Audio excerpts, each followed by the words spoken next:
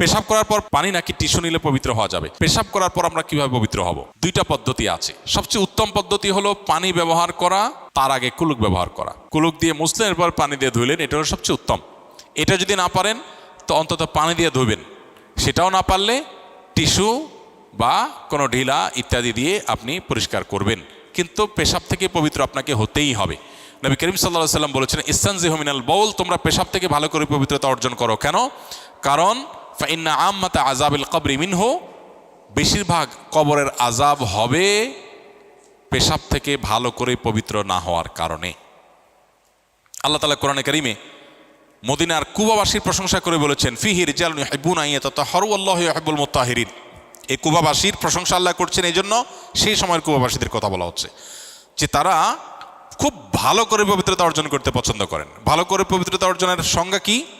অনেক তাফসীরবিদরা লিখেছেন, এর সংজ্ঞা হলো তারা আগে ঢিলা বা কুলুক বা এই টিস্যু ইত্যাদি এই জাতীয় জিনিস ব্যবহার করতেন, আর এরপরে পানি দিয়ে ধৌত করতেন, যেটা মরুভূমিতে দুষ্প্রাপ্য, কঠিন, কিন্তু তারা এটা করতেন। আল্লাহ সেটা প্রশংসা করেছেন। এই জন্য আপনি টিস্যু হোক, ঢিলা কুলুক হোক, কিছু দিয়ে মুছে এরপরে পানি দিয়ে ধৌত করলেন, এটা হবে পেশাব থেকে পবিত্র হওয়ার সবচেয়ে ভালো উপায়।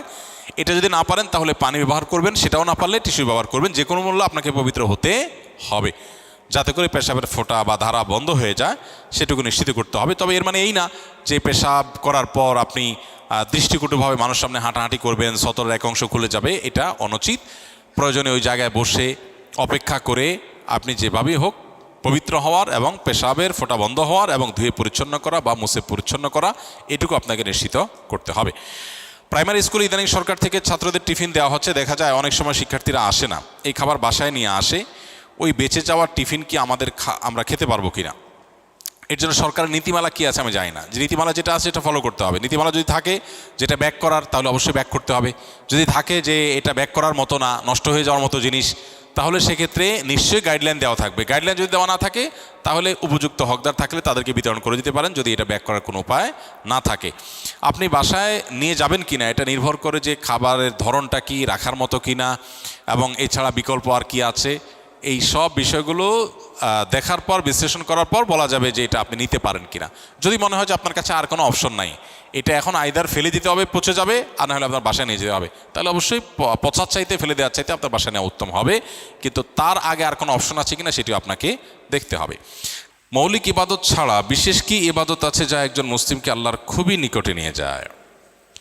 নবী করিম সাল্লাল্লাহু আলাইহি ওয়াসাল্লাম থেকে একটি হাদিস বর্ণিত হয়েছে। হাদিসটা হলো হাদিসে কুদসি, অর্থাৎ আল্লাহর ভাষ্য নবী সাল্লাল্লাহু আলাইহি ওয়াসাল্লামের ভাষায়। হাদিসটি বেশ প্রসিদ্ধ, সহিহ বুখারী সহ বিভিন্ন হাদিসের কিতাবে বর্ণিত হয়েছে। নবী সাল্লাল্লাহু আলাইহি ওয়াসাল্লাম ইরশাদ করেছেন যে আল্লাহ রাব্বুল আলামিন বলেছেন তাকে, আল্লাহ বলছেন, মা তাকাররাবা ইলাইয়া আবদুন বিশাইইন আহাব্বু ইলাইয়া মিম্মা আফতারাতু আলাইহি।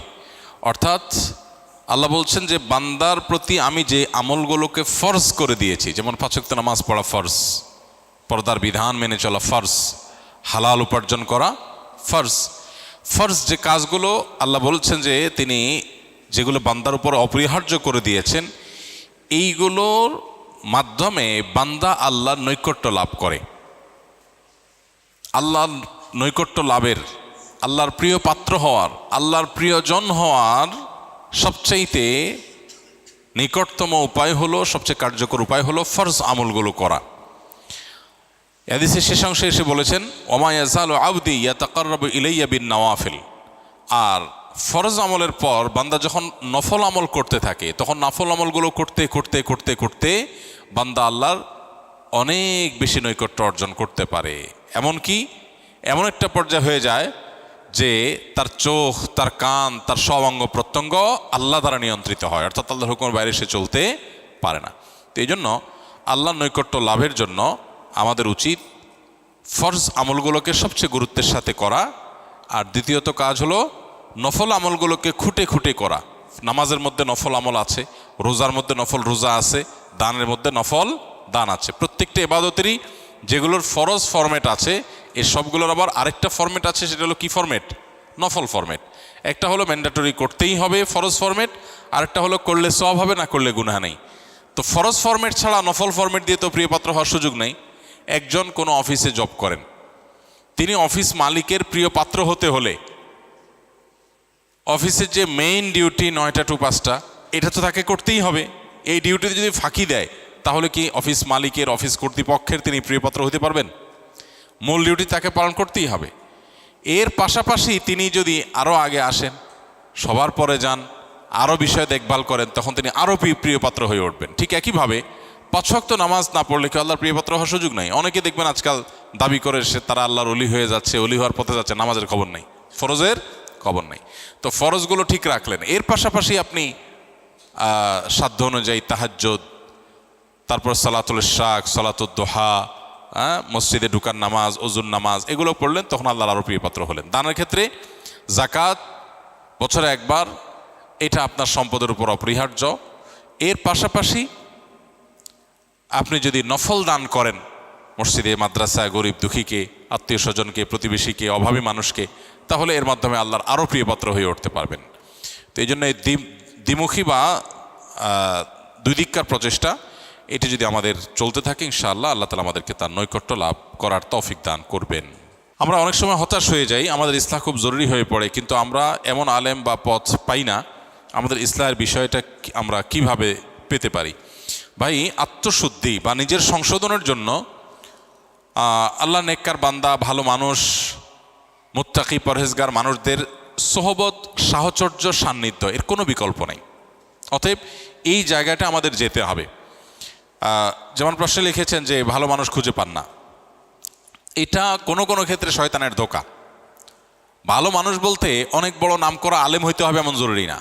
সমাজে অনেক সাদামাঠা মানুষ আছেন, হয়তো গতানুগতিক সকল আলেম না, হুজুর না, কিন্তু লোকটা নেককার, তিনি হালাল হারাম মেনটেন করেন, আল্লাহর ভয় তার মধ্যে আছে। আপনি তার সান্নিধ্য নেবেন, তার সাহচর্য অবলম্বন করবেন, তার সাথে বন্ধুতা করবেন, দেখবেন আপনার ভিতরে সেই ভালো মানুষ হওয়ার প্রেরণা আপনি খুঁজে পাবেন। সান্নিধ্য মানুষকে ভালো হতে উৎসাহিত করে, এজন্য এই জিনিসটা অনেক বেশি গুরুত্বপূর্ণ। আমাদের এখন ফ্যামিলি, আমাদের বাচ্চা কাচ্চা, আমাদের নিজেদের ভালো পরিবেশ তাদের জন্য নিশ্চিত করা, এটা হলো আমাদের জন্য সবচেয়ে বড় চ্যালেঞ্জের বিষয়। এই জন্য এই যে আসুন্নাহ ফাউন্ডেশন মসজিদ কমপ্লেক্স, এটার আশপাশে আমরা চেষ্টা করছি একটা সোসাইটি ডেভেলপ করতে। আলহামদুলিল্লাহ অনেকে এখানে আশেপাশে জমি কিনেছেন, শেয়ার নিয়েছেন। উদ্দেশ্য হচ্ছিল যে এটা অলরেডি যদিও ক্লোজ হয়ে গেছে, কিন্তু এটার উদ্দেশ্যই হলো যে কিছু ভালো মানুষ থাকবে, একটা পরিবেশ তৈরি হবে, একে অন্যকে দেখে ভালো জিনিস শিখবে, উৎসাহিত হবে, যেটা আজ সোসাইটিতে সেভাবে নাই। একটা মিশ্র পরিবেশের মধ্যে আমরা বড় হচ্ছি, যার কারণে ভালোর পাশাপাশি মন্দ আমরা দুইটাই দেখে বড় হচ্ছি। ভালো দেখে যদি আমি 2 কদম আগাই, তো খারাপ দেখে 2 কদম আমাকে আবার পেছাতে হয়। তো সেজন্য নেককারদের সাহচর্য, এটাই হলো আমাদের আত্মশুদ্ধি বা ইসলাহের জন্য জরুরি বিষয়। যেখানে যার ভিতরে যে নেক জিনিস আছে সেটা গ্রহণ করার চেষ্টা করবেন। গুনাহমুক্ত পরিবেশ, তাকওয়ার পরিবেশে যাওয়ার জন্য সর্বোচ্চ ছাড় দিবেন ইনশাআল্লাহ। আল্লাহ তাআলা আত্মশুদ্ধির পথে আমাদেরকে নিয়ে যাবেন।